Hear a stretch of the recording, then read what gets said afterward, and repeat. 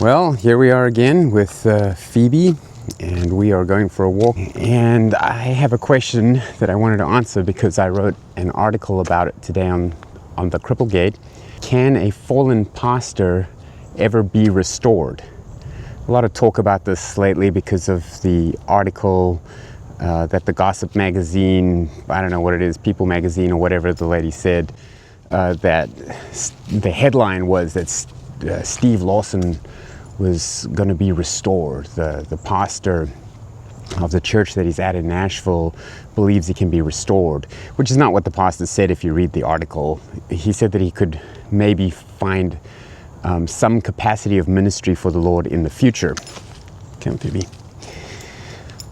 But anyway, I wrote this article because it is a good question. Can a pastor who has been disqualified according to the qualifications of 1 Timothy 3 ever be restored? And the answer is, well, it depends what you mean by restored. If you mean restored to the Lord, then of course, because any sinner, believer, unbeliever, pastor, or anyone at any point can restore their relationship with the Lord simply by praying a prayer of forgiveness, repenting of your sins, confessing your sins, committing to turn your back on them and beg God for mercy, and He will forgive you because of Christ's death on the cross, where He carried your guilt and your wrath away. That is the gospel. So of course a person can be restored to the Lord. The other way people sometimes mean the question, can a pastor be restored, is can he be restored back to ministry? As in teaching ministry, be a pastor again. That's a little bit more complicated because it depends on what the disqualification was for. And one example is if it was for drinking too much wine. One of the qualifications for a pastor is that he cannot be given too much wine. Let's say a guy gets drunk, maybe even a couple of times, confesses his sin, repents, becomes a teetotaler, and goes a year without drinking, 2 years without drinking, 3 years without drinking. I mean, at some point, his congregation believes that he's no longer somebody who's given too much wine. I think a person like that could be restored to the office of overseer.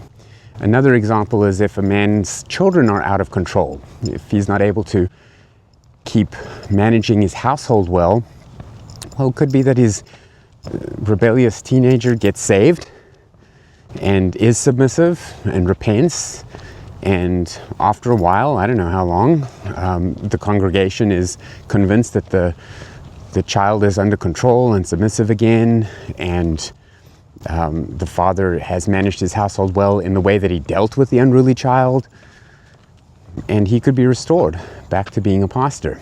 Now, if it was the other question is, well, what if the qualification that he's disqualified from is sexual immorality, not a one-woman man, or a lover of money and he's found embezzling funds from the church or something like that? You know, that could be a permanently disqualifying sin. I mean, he would never ever gain the trust of the congregation to ever preach on sexual immorality or on financial stewardship again, because he's blown it. No matter how long you are then a one-woman man, everyone's going to think, well, yeah, you were preaching against sexual immorality before and you were living a double life, and now you're preaching it again. We just can't trust you in that. And so there are some sins that I think are permanently disqualifying from the role of elder.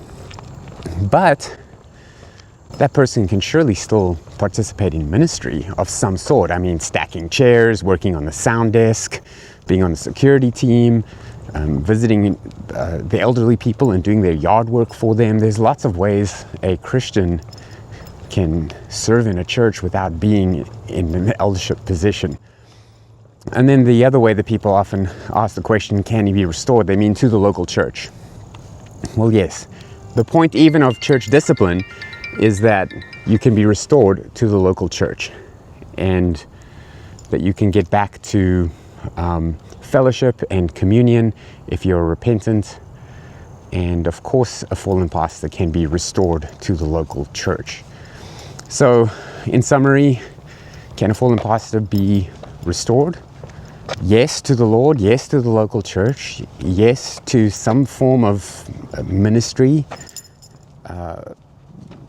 No, if the qualification is one that has cost him the trust of his people permanently. Yes, if that qualification is something that can be rehabilitated and can reestablish trust. It's a very serious topic. I know a lot of people weighing in on these different things, but hopefully if you go and read the article on thecripplegate.com, there's some verses there, several verses that I find encouraging as I build this case, and I hope this has been helpful.